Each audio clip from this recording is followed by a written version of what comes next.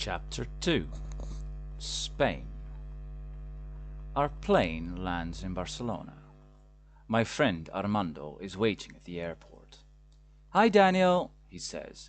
He gives me a big hug. "I'm so happy you're here." "Hi, Armando. It's great to see you," I reply. Armando looks at my sister Julia. I introduce them. "Armando, my friend, this is my sister Julia." Armando turns to Julia. He kisses her on each cheek. "Hi, Julia. Pleased to meet you." My sister is very shy. She's especially shy when she meets new people. "Hello, Armando," she says. Her face turns red. Then she becomes quiet. "Your sister's really shy, isn't she?" Armando says to me, smiling. "Yes, she is, but she's lovely," I say. A short while later, we head for Armando's flat.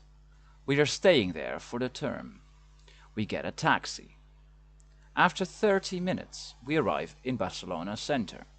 The taxi costs €41.50. Armando says it is the usual rate to this section of the city. We pay for the taxi and get out. It's a short walk to Armando's flat. It's June and it's really hot, but there is a nice wind to cool us. We arrive at the flat at lunchtime. My sister and I are really hungry.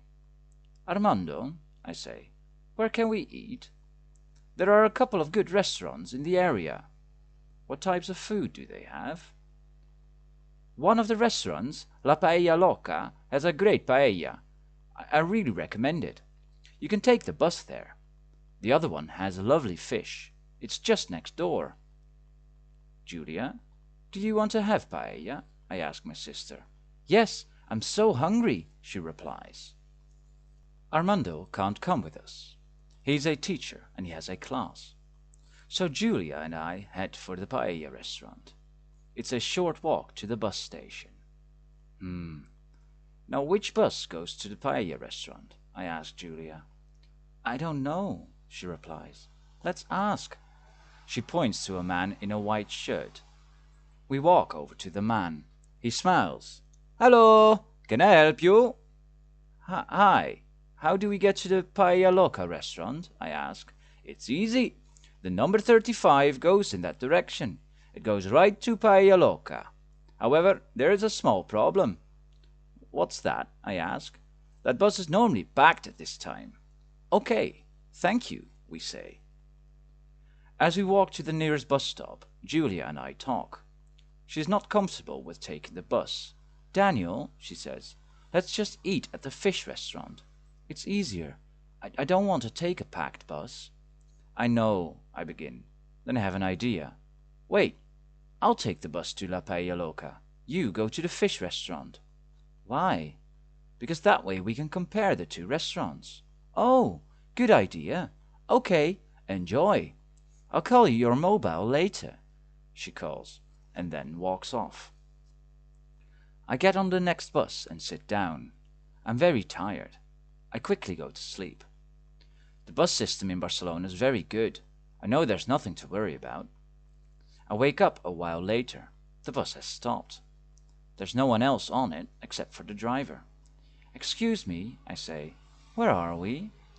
"We've arrived in Valencia," he replies. "What? Valencia? We're in Valencia? How can that be?" I say. "Well, this is the express bus. It goes directly from Barcelona to Valencia," he tells me. I can't believe it. I took the wrong bus. But what can I do? I thank the driver and get off the bus. Then I take out my mobile. I want to call my sister, but I can't turn it on. My battery has died. I check my watch. It's just after 5 o'clock in the afternoon. My sister doesn't know where I am. She must be really worried. I have to contact her. I need a phone box. I ask a woman on the street for a phone box. "There's one," she says, pointing. "It's just over there." I thank her and head for the phone box. But when I get there, I realize something. Julia's phone number is in my mobile's memory. I can't turn my mobile on. I finally have a phone, but I don't have a number. Now what? I think for a while. Then I realize something. I'm really hungry. I haven't eaten since breakfast. I decide to find a restaurant. I can think about my problems later. I find a restaurant up the street. The waiter comes to my table. "Good evening," he says happily. "Good evening," I reply. "What would you like?" he asks slowly in Spanish. I look quickly at the menu. "I'd like paella," I say in Spanish. "Sorry, I didn't understand you," he answers in Spanish. I try again. My Spanish can't be that bad. I'd like paella." I point madly at the word paella on the menu. Then I say it again in English. Finally, the waiter then smiles and says in English, "Thanks, I'm not from here. I'm new and my Spanish isn't that great." I start to laugh out loud. A lot of people in the restaurant turn and look. At this point, I'm embarrassed. I didn't need to laugh so loudly, but I don't care. It's all too much. This whole situation is just so strange. My sister and I wanted to have paella together, and now here I am eating paella, but alone in Valencia. And my sister doesn't know where I am. It's so ironic. I finish dinner and pay the bill. Then reality sinks in. What do I do now? My mobile doesn't work. There's a phone box, but I don't have my sister's number.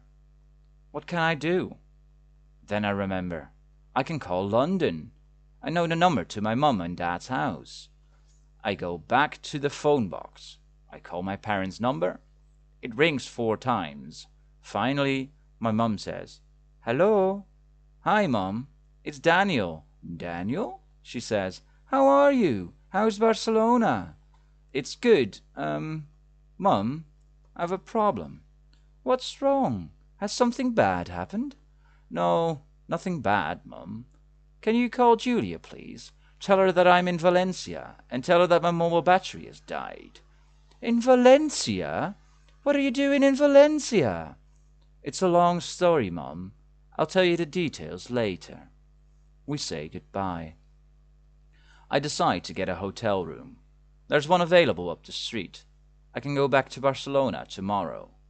Right now, I need sleep. I pay for a night's stay in cash. I use the money from my dad. I have no credit cards with me. I go to my room, take off my clothes, and get into bed. I turn off the light and go to sleep. I'm really tired. What a crazy day.